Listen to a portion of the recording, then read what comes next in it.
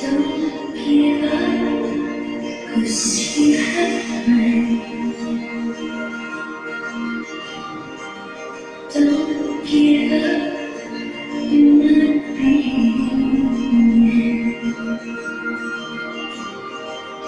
Don't give up, I know you can make it good.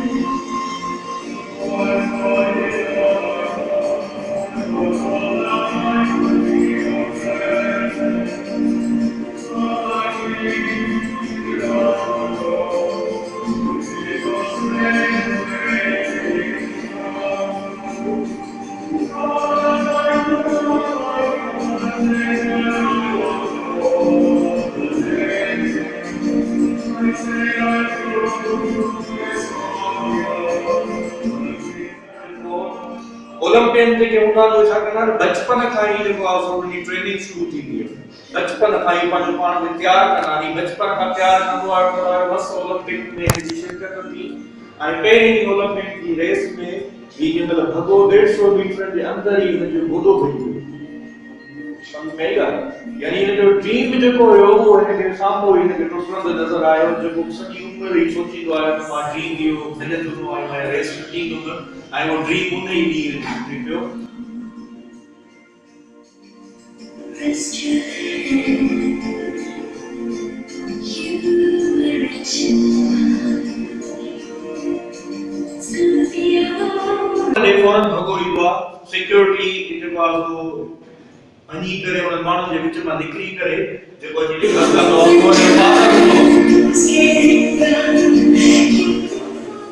आयो father चवंदा आहिनि त तूं न कर इहो नी में मसलो तूं न कर इहो नथो करे सघी पर उहो चवंदो त न मां फिनिश करणी आहे रेस मूंखे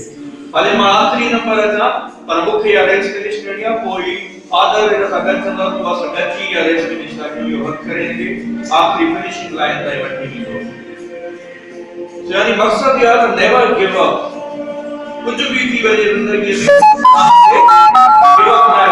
हर वक्त ट्राई करणो भले लास्ट नंबर छो न अचे कॾहिं त फर्स्ट नंबर अची वेंदो असांजो रेस हाराए वियो पर माण्हुनि जो दिलूं खटे वियो तक़रीबन 65,000 माण्हू ग्राउंड में मौजूद हुया ऐं उन 65,000 माण्हू उथी बि हिन लाइ ताड़ियूं ॾियनि इहो इहा जेको आहे ताड़ियूं उन्हनि जे लाइ वॻियूं जेके गिव अप न कंदा जेकॾहिं इहो वेही रहे ऐं उते स्टेज ते हलियो वञे वापसि शायदि एतिरो क्राउड हिनखे रिस्पेक्ट न ॾे यानी बचपन जो ड्रीम जेको हुयो सॼो हिकु लम्हे में